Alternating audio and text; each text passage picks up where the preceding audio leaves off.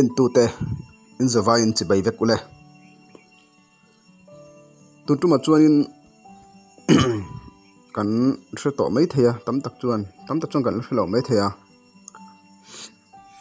Vanglaini Chanchinbu Thlawna Chhiar dan kan soyenga Vanglaini te kan lathina poisa kan choya thale tuka hei hi chen main I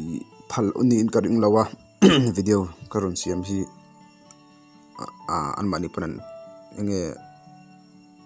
mi pui share thei turan ron ti vek to thawnia website atangin lu thei thawa chiti rolin ti dan molmang te kan vaya ti thei tur kan soyang phone Android phone ni ik tan chuan o khongai takin channel himelo subscribe pa like lo pek sakturin khongai na karon nge na tin turin ti in peita ni chuanin lo share venga share taka chu ka be se ngam lutuk lo chewa in lo ti thei ni ro chun kalom viawanga chuan video hi sei theyang ber miro en sakturin khongai na karon ngen ram bok in khongai na karon ngen bok o chuanin hei play store hin lutanga search bar khanin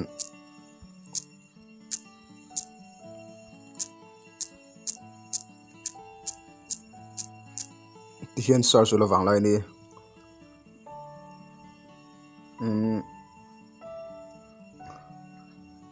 ala hrilautan ani maya Vanglaini hi application hi install ula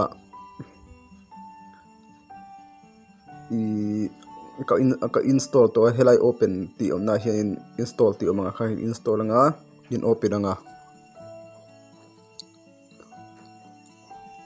hian lo omanga version 1.65 chuanin hei login hi ta hian login lo tur skip tur o hi skip anga chuan ti hian lo om ta ni hei indu chuanin a om pheya tual chung ti te khana om ta hei a category angkha column angdo khan in trend ve zela hela hi metanga line met ula hei indu na khan lut mayang tual chung marchak ram chung khovel ti hian en ziak zela infiam na du tan po hei tan kan lutanga ti khan hei infiam na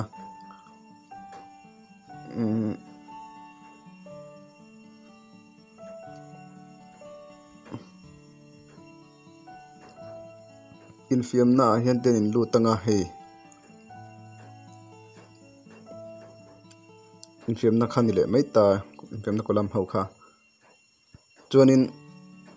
tikhan a heading ron langa hei hi in tiat nge ten in long press in zu tep ke banga second ni verin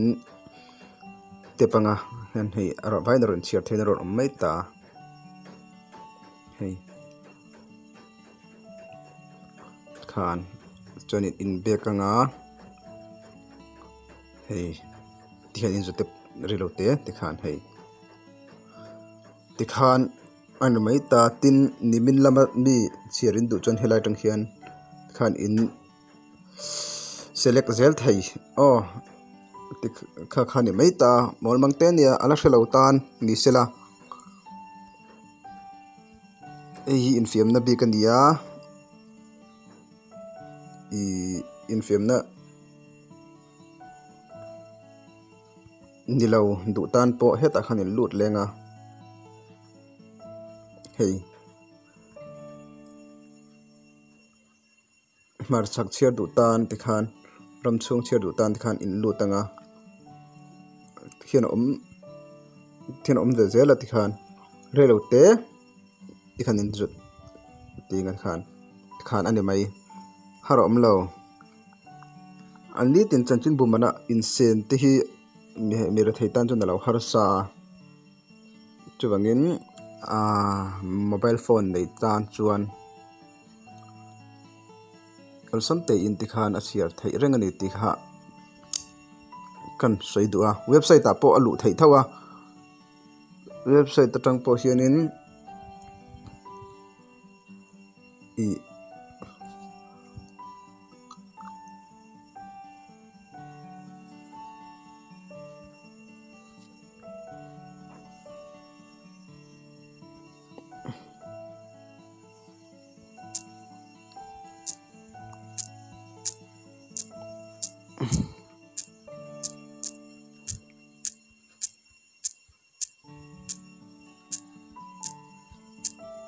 Vanglaini.org atang hian alu theya ve thawana i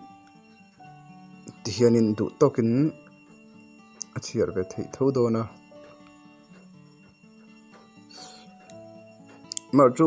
website thi hei tiang hian om thina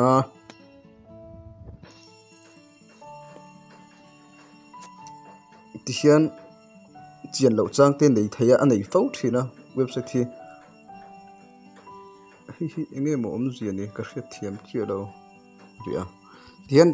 website ti taka chian lo enge mo chang hi om thina a play store at pom thei thonga a application at po khan mar chu website ai chonin play store mi kha a fu zo ka tin play store mi kha jing direct malama hian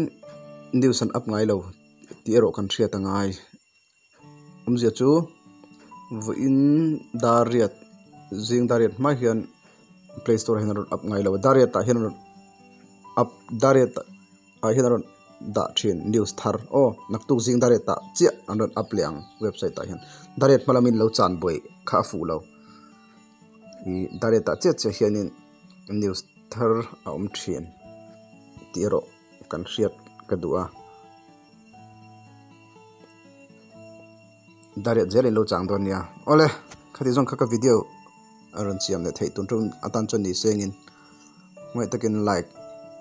subscribe milo pelan notification bell darlem kho on in all ilo da ram anga video thar lo chuapeng in ilo muzia thei don ania